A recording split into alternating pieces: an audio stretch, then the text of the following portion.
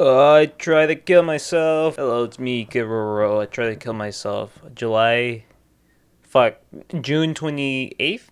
Live streamed my suicide attempt, and then in which my partner called me and told me not to do it. I called 988. I was sent to a local hospital, which then sent me to a psych ward. Now let's talk about the reasons why I tried to do it. The reason why I tried to kill myself. Let's. A lot of things fucked me up in life, right?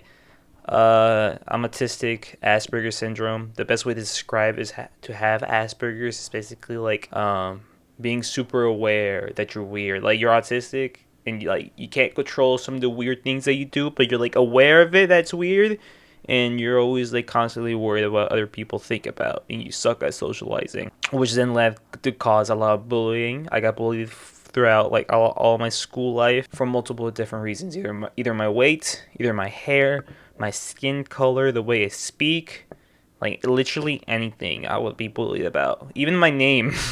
In 2011, my mom was in a car crash which left her paralyzed, and that's no fun, having if a parent paralyzed fucks you up. I remember once when I went to my college campus tour, I saw many like students with both of their parents, but I was only there with my dad, and just seeing that really like tears you up a bit. I was going through a breakup. It's all good now, but at the time, I did not take the breakup very well.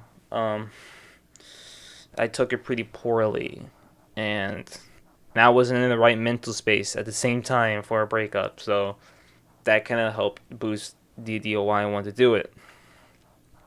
In sex, I'm a college dropout, and I quit. I worked as a manager at a retail spot that I hated. So I felt like I was such a huge failure at life. Alright, so I spent like a week at the mental psych ward hospital thingamajig, right? And the place was real fucked up. They diagnosed me with major depression disorder, but the hospital was huge, but fuck my hair. Fuck, I'm just gonna have it backed. You guys are gonna see my full fucking face. The place was full.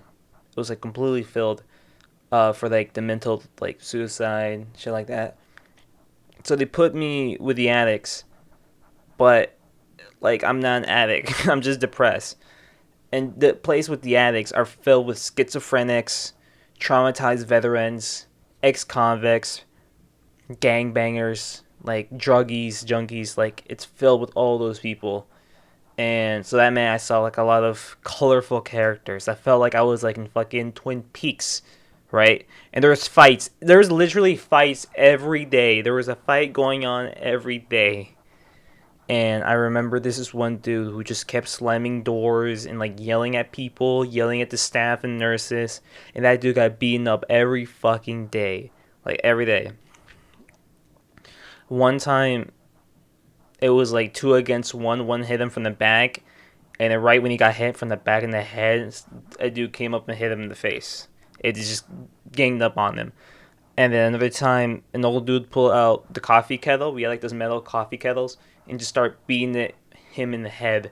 And for like the rest of my time there was just a huge dent on the coffee kettle of his like fucking cranium. It was fucking nuts.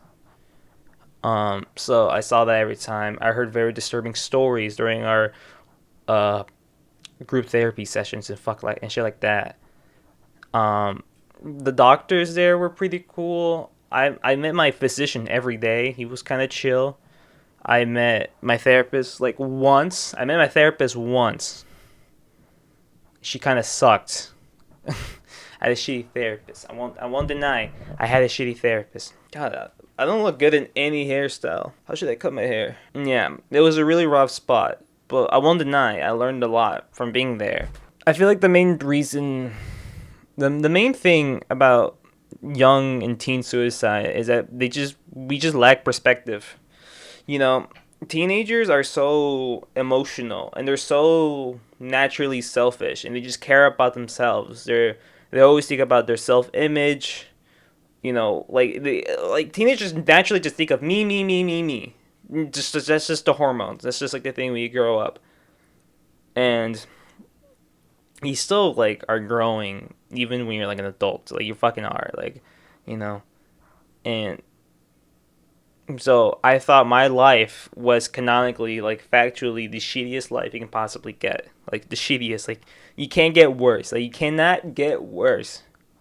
But listening to those group therapy sessions where like I heard someone say like the reason why I started to pick up substances and started abusing them was because I saw my brother kill himself in his car. Like I saw him do it, or shit like that, or like I'm homeless. I'm homeless as fuck. Like I knew someone that was homeless, and he looked forward to like smoking fucking, I don't know, some hardcore drug. I used to know someone who like for 6 months he will wake up and just do meth, and that's all he did.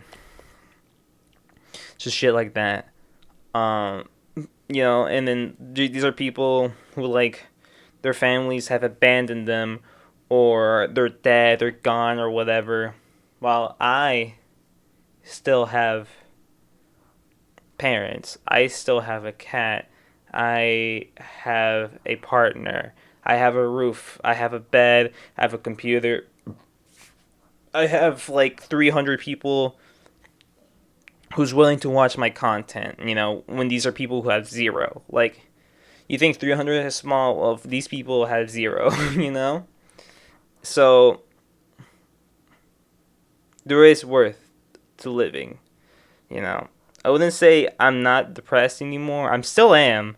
Once, it's like, once an addict, always an addict. But you can learn to adapt. It's a situation of adapting or dying. Adapt or die. And I chose to adapt by taking medication. I'm taking Prozac, and I'm seeing a therapist. And I feel better. I may not like, be smiling, but this is a more serious serious video that I feel like it's important for you guys to see or hear. Sorry if we look really ugly. I need to like start look maxing like mewing. That's me mewing. Nothing much changed, but yeah, expect more content. That's kind of it.